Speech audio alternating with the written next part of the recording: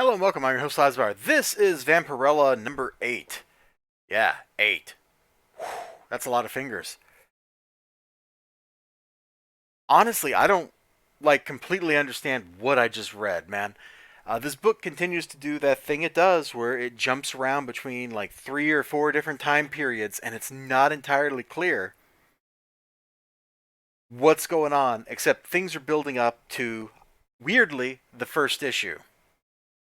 So kind of just skipping everything else in the book, I just want to show like the last page here.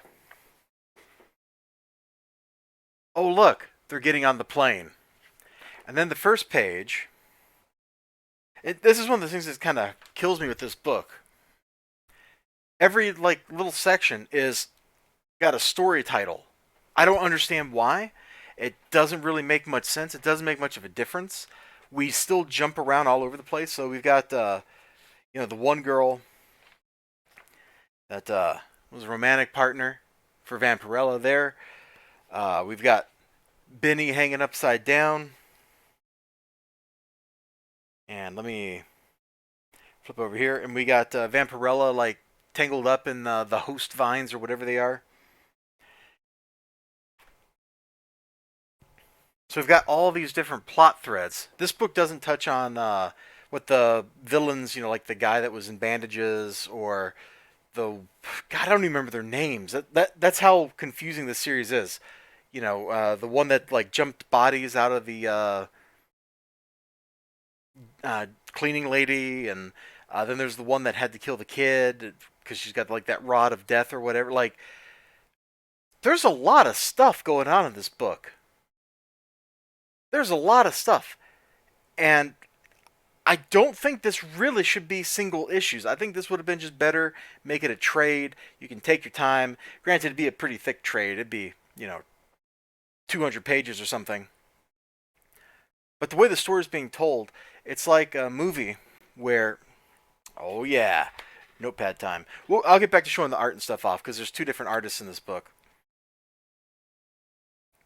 But it's like, I don't know if you've ever seen Mask of the Phantasm, but you have the present, and then you've got flashbacks, and so the story keeps coming down here as you're watching it. This story is more complicated. And we haven't even seen the psychiatrist in a while. I don't know, like, who's narrating the story at this point. Like, are we still in a psychiatric, a therapy session for Vampirella? I'm not sure, but that's way up here. Then we've got the plane crash.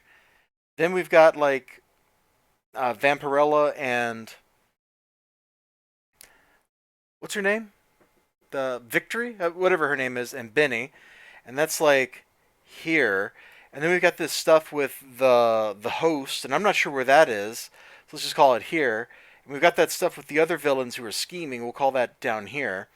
Then there's that stuff with her brother. That might be here. Like, so we're going from, like, up here down randomly all over the place. Like that.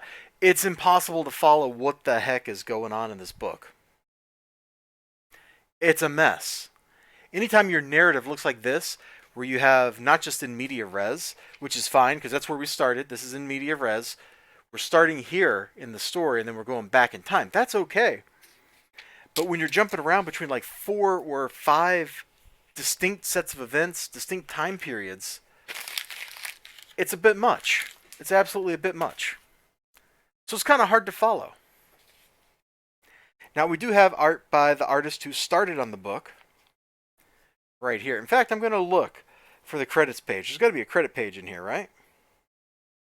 Or does each story just have a different credit page? Hold on, let's check that out. Okay. So 2 different artists, 2 different colorists. So I think Ergen, I'm never going to pronounce that name correctly, is doing his own colors. And then we got these other 2 working together. So it produces a book where you've got to look like this.